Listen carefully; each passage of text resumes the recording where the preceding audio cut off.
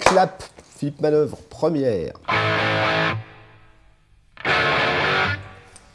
Donc je prends la première question. 25 ans à la tête de Rock et Folk. Oui, bah, et puis 25 ans au pied aussi, parce que voilà, être à la tête d'un journal, c'est être au pied des lecteurs. J'ai commencé à lire Rock et Folk en 1969, une couverture Gainsbourg. Et puis après, j'ai envoyé un courrier des lecteurs en 73 et il était publié.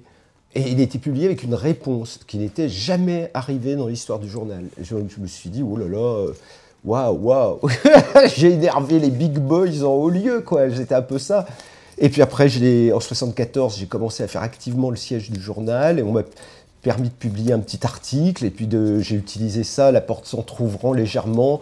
Je suis arrivé en force en disant, moi, je vais aller aux États-Unis cet été, interviewer des groupes, notamment Blue Oyster Cult. Et puis voilà, je suis parti faire ça, et puis j'ai découvert Aerosmith en première partie de Blue Oyster Cult, Patti Smith, et puis tout s'est enclenché, et ça s'est plus jamais arrêté. Voilà, jusqu'en 2017, où je redescends de l'avion. Victoire, merci. J'aime la musique, j'ai 20 ans et je vais aller au concert dans une semaine avec un tas d'autres jeunes. Et là, il y a une grande vibration, oui, enfin une espèce de fête sauvage en quelque sorte, une fête du son. Hop! Le riff qui tue. Alors ça, c'est une question ouverte. Il y en a plein. Bon, on est obligé de citer le plus populaire. Ça reste quand même Smoke on the Water de Deep Purple.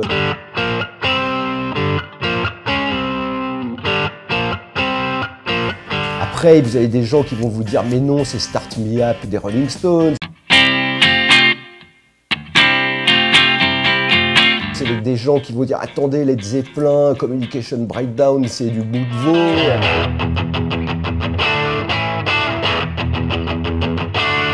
Voilà, la discussion est ouverte. Et c'est ça qui était formidable avec le rock'n'roll, c'était une école de philosophie. On passait nos cours de récréation à discuter. Le thème du jour pouvait être qui est le guitariste le plus rapide? Est-ce que c'est Johnny Winter ou Rory Gallagher? Mais non, c'est Alvin Lee de 10 Years After. Peux-tu me citer les guitaristes des Yardbirds dans l'ordre? Enfin voilà, il y avait...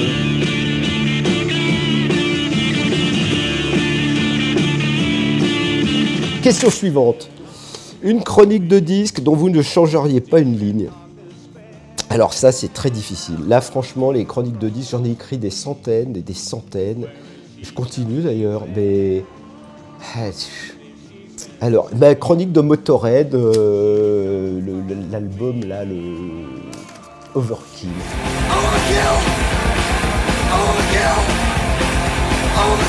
À l'époque, j'ai vu le truc arriver. Ma chronique de Raw Power, c'était pas une chronique, c'était ma lettre de lecteur trouvant que Raw Power n'avait pas été assez défendu. Il avait été défendu mollement.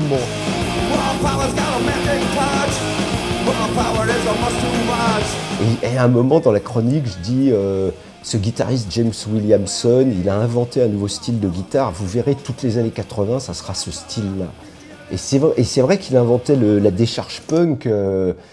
C'est vrai que ça, c'est bon, bah voilà, quand j'ai relu ça, je me suis dit, ah tiens, c'était pas mal gamin. Ah, c'est drôlement bon de vous retrouver là. Ah, la chaleur des sunlights. Ah, l'amour du public. Alors, la télé, ça rend fou. Ouais. J'ai fait partie des enfants du rock avec Hugo Cassavetti, Jean-Pierre Dionnet, Pierre Lescure, Alain de Greff, toute une bande de joyeux drilles. Et bon, on faisait du rock'n'roll toute la journée, quoi. On avait beaucoup de chance. On est arrivé à la télévision à peu près en même temps que Michael Jackson, Prince et Madonna. Donc c'était un signal incroyable. C'est la dernière fois, je trouve, où la musique populaire c'est vraiment à secouer la planète, quoi. Même les grands groupes de rock étaient stupéfaits. Les Stones, Téléphone, tout le monde s'est arrêté en 84 en se disant waouh, trop de compétition, on va attendre 5-6 ans et reprendre le truc où on l'a laissé. Quand vous voyez arriver Michael Jackson avec le clip Billie Jean qu'on a passé donc pour la première fois dans cette émission des Enfants du Rock Sex Machine, mais c'était un séisme. Il y avait 3 chaînes de télévision, il y avait 2 millions de gens qui regardaient, ils ont découvert Jackson. Je me souviens au Lido Music, Je suis passé 15 jours après, ils avaient une pile de Billie Jean, et il y a un type qui arrive et qui dit « Vous avez le disque du gamin qui allume les trottoirs en marchant ?» Le mec prend un disque, pof, il lui pose, et il me dit « C'est comme ça depuis 15 jours. » Et après on a vu Purple Rain en 84 aussi, et puis Madonna. Elle croyait en elle comme j'ai jamais vu personne croire en soi, au point qu'elle était tellement violente dans sa perception d'elle-même, comme une superstar, quoi. Qu'à un moment, l'équipe technique a dit « Mais c'est qui cette meuf qui fait chier tout le monde? On va se foutre en grève et la renvoyer dans ses starting blocks. » J'étais à dire « Mais non, essayez de la filmer 3 minutes, quoi. On est en train de faire l'histoire, quoi. On le savait, tout le monde le savait. » C'était un cas incroyable, on a vécu ça. C'était des bons moments de la vie. Le souvenir le plus incroyable avec Johnny Hallyday, il y en aurait plein, il y en aurait plein. Non, je l'ai ramené sur mon dos plusieurs fois au festival d'Avoriaz en 86. On était là, il présentait son film un peu Mad Max qui s'appelait Terminus. C'était sympathique comme tout, et là j'ai découvert Johnny Hallyday, quoi. J'ai découvert un roi du rock français. Val d'Isère, une fois tu m'avais dit un truc assez sombre, tu m'avais dit tu sais, quand je serai plus là, il n'y aurait plus de rock'n'roll, je suis le dernier. Tu le penses toujours? Bah dans les levants, je n'en vois pas beaucoup. Puis il n'y a pas longtemps, il m'a demandé de l'accompagner, il a fait sa première tournée américaine, et il voulait que je sois là. Voilà, on a vécu des 15 jours à voler de Boston à New York, à Miami, à Dallas. Et à un moment, on arrive à Dallas, il me regarde, il fait « Hey, Johnny Hallyday au Texas, ça a de la gueule, non ?» Et je trouve, voilà, tout est là, quoi. Un gamin heureux de vivre et d'apporter sa musique dans les endroits qui l'ont fait rêver, en plein Far West, quoi. Et ces soirs-là, il donnait des concerts incroyables, épiques. Votre première fois aux États-Unis, je suis arrivé comme correspondant dans une famille américaine, quoi, voilà, en 71. J'avais 17 ans. Les enfants avaient un nouveau langage. C'est ça qui m'a frappé tout de suite. Nous, on ramait à l'école pour suivre un peu dans la langue de Shakespeare. Mais on arrive aux États-Unis et une des filles de la maison me dit « Come on, Philippe, we're gonna rap ». Rap? Je lui dis, mais c'est quoi rap? J'étais là avec un petit dictionnaire, j'essayais de comprendre. Elle me dit, mais c'est un nouveau mot, ça veut dire discuter entre nous. We rap. Waouh! Donc là, c'était la première leçon, quoi. Pour les Américains, à l'inverse des Français, le langage n'est pas figé, ils inventent des nouveaux mots au fur et à mesure. Je trouve que la première chose, c'est d'inventer des nouveaux mots, comme par exemple dire, c'est la race-ra cette interview. Un regret, ah non, aucun, ni remords, ni regret, rien. Non, alors là, non, vous ne m'aurez pas, les gars. Non.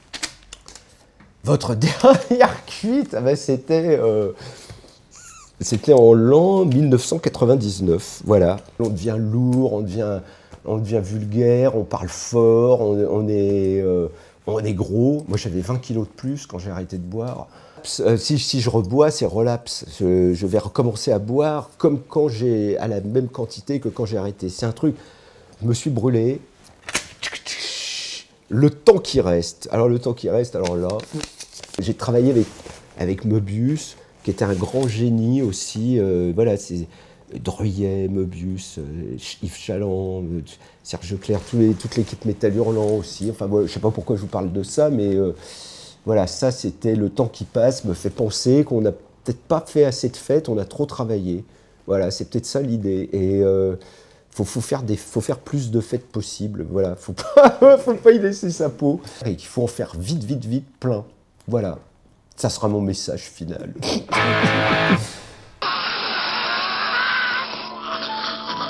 Eh bien c'est fini, voilà, stop, full stop.